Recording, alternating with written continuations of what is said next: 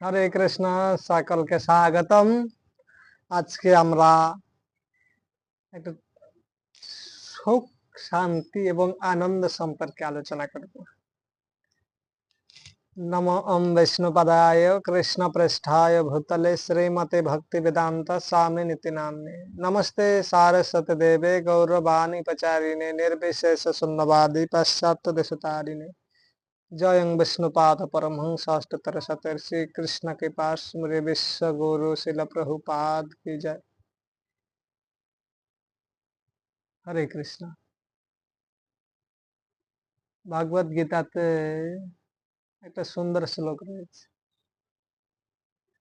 সেটা হচ্ছে সুখ এবং শান্তি সম্পর্কে। ভাগবত গীতা হচ্ছে সমস্ত শাস্ত্রের সার, আর প্রতিটি মানুষের ম্যানুয়াল, গাইড বুক। প্রত্যেকটা মানুষ প্রতিটা পদক্ষেপের শিক্ষা শ্রীমদ ভগবত গীতাতে রয়েছে, কিন্তু আমরা জড় জগতে পতিত হয়ে এই শাস্ত্রটা থেকে দূরে আছি। কারণ এই শাস্ত্রটা আমাদের জন্য খুব ইম্পর্টেন্ট।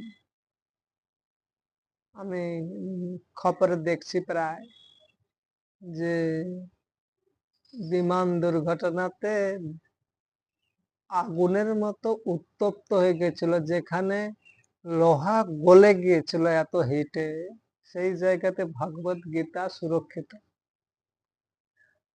তো এটা কতটা একটা গুরুত্বপূর্ণ। ভাগবত গীতা আমাদের জন্য খুব গুরুত্বপূর্ণ, কারণ আমরা সকলে সুখের লাগিয়া এ ঘর বাঁধিনু অনলে পড়িয়া গেল। সুখের পেছনে দৌড়াচ্ছি, কিন্তু সুখটা কি, সুখটা কোথায় পাওয়া যায় সেটা কি আমরা জানি? জানি না। সকল জানে কেউ কেউ, কিন্তু সকলে জানে না। গীতাতে কৃষ্ণ বলেছেন, নাস্তি বুদ্ধির যুক্তস্য ন চা যুক্তস্য ভাবনা ন চা ভাবয়ত শান্তি অশান্তস্য কুতঃ সুখম। অর্থাৎ অশান্তস্য কুতঃ সুখম। অশান্ত ব্যক্তি কোথায় সুখ লাভ করবে, কোথায় সুখ পাবে? তাহলে অশান্তস্য কুতঃ সুখম, শান্তি, অশান্ত। শান্তকে প্রথম হচ্ছে শান্তিটা জানতে হবে, তারপরে সুখ। শান্তিটা হচ্ছে মানসিক, মানে জাগতিক মানসিক শান্তি, আত্মসুখ, আধ্যাত্মিক আনন্দ, তিনটা জিনিস। শান্তটাকে বা শান্তিকে পায় মানসিক ভাবে। ভক্তি মুক্তি সিদ্ধিকামী সকলই অশান্ত, কৃষ্ণ ভক্ত নিষ্কাম অতএব শান্ত। ভক্তি মানে ভোগ বাসনা, ইন্দ্র তৃপ্তির বাসনা। মুক্তি, 5 প্রকার মুক্তি রয়েছে, মুক্তিকামী এবং সিদ্ধিকামী, অষ্টসিদ্ধি। এই সকল বাসনা যাদের মধ্যে রয়েছে, এরা সকলই অশান্ত। শান্ত হচ্ছে কৃষ্ণ ভক্ত নিষ্কাম, যার কোনো বাসনা নেই, সেই হচ্ছে নিষ্কাম, তিনি শান্ত। আর শান্ত যখন হবে তখন মনটা স্থির থাকবে, তখন মানসিক শান্তি হবে। শান্তি লাভ করলে তবে সুখ লাভ হবে। সুখটা হচ্ছে আত্মসুখ। যখন আমি শান্ত হব তখন সুখ পাবো। সুখটাকে না, আমি যখন জানবো জীবের স্বরূপ হয় কৃষ্ণের নিত্য দাস। আমাদের এই যে হাতের কাজ হচ্ছে শরীরের সেবা করা। এই হাত দিয়ে যদি আহার তুলে উদরকে ভরণ করি, তাহলে উদর তুষ্টি হলে সমগ্র শরীর তুষ্ট হবে, হাতও সন্তুষ্ট হবে। সেরকম কৃষ্ণ বলছেন, মমৈবাংশ জীবলোকে জীবভূত সনাতন। সমস্ত জীব হচ্ছে আমার অংশ। আর জীব ভূত সনাতন, সমস্ত ভূত অর্থাৎ সমস্ত জীব আমার সনাতন বিভিন্ন অংশ। তাহলে আমরা যদি কৃষ্ণের অংশ হই, তাহলে অংশের কাজ পূর্ণের সেবা করা। তাহলে আমার কাজ হচ্ছে কৃষ্ণের সেবা করা।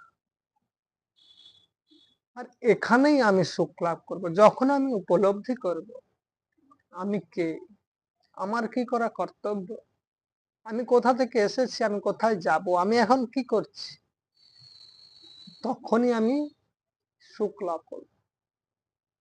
আর যখন আমি কৃষ্ণের লীলা বিষয়ে শ্রবণ করব, কৃষ্ণ লীলা স্মরণ করব, কৃষ্ণ নাম জাপ করব, ভগবানের সাথে একাগ্রীভূত হব, তখন আমি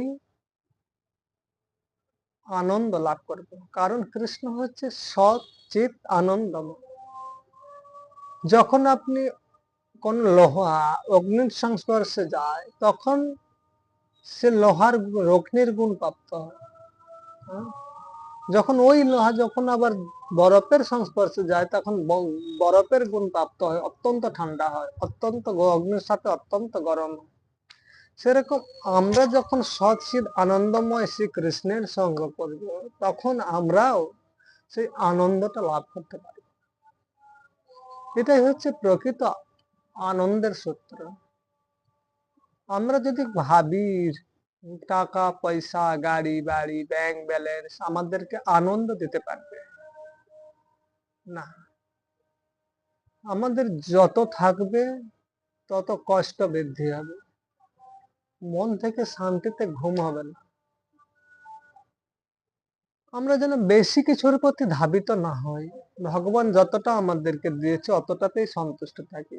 ঈশা উপনিষদে বলা হয়েছে, ঈশাবাস্য নিদং সর্বং যৎকিঞ্চ জগতাং জগৎ তানে ত্যক্তন্ন ভঞ্জিতা মাজিদঃ কস্য সুখী।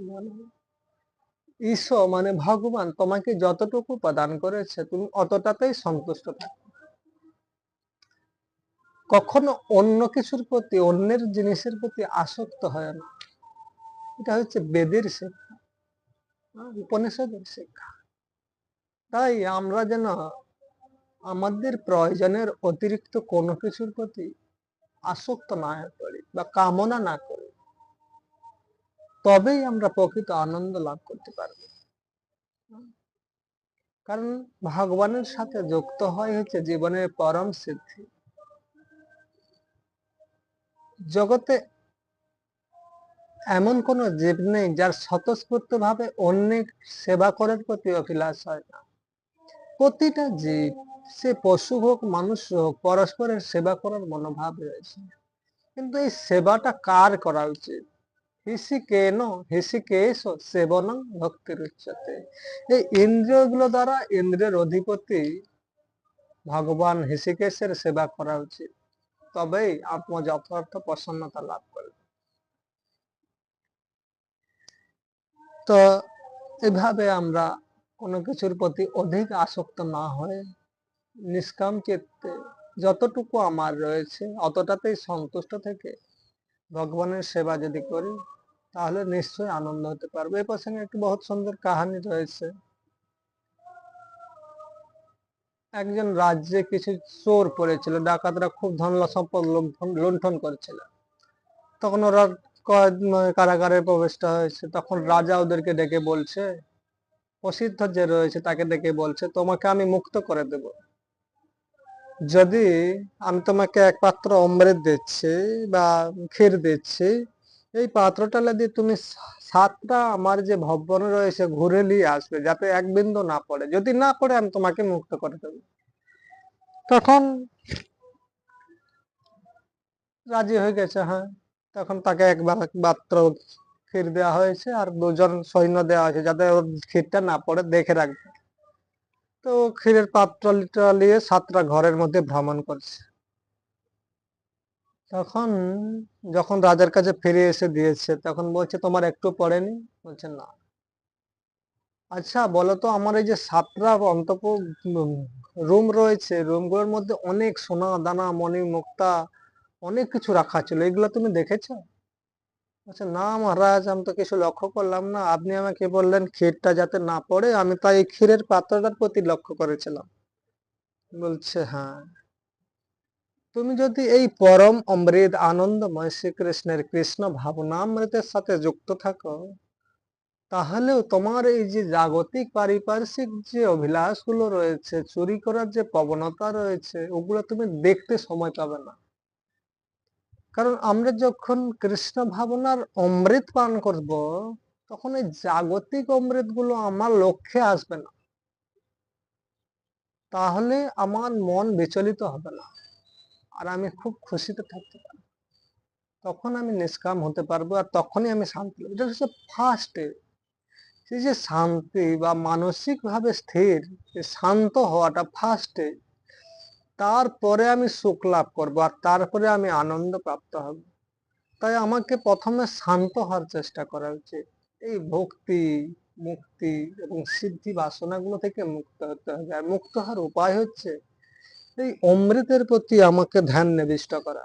যখন কৃষ্ণ ভাবনার অমৃতে ধ্যানকে নিবিষ্ট করব, তখন এই জাগতিক যে সকল ভক্তি বাসনা রয়েছে, ওগুলো আমার এই নয়নের দৃষ্টিগুলো ওখানে পতিত হবে না, আর তাহলে আমি বিচলিত হবে না।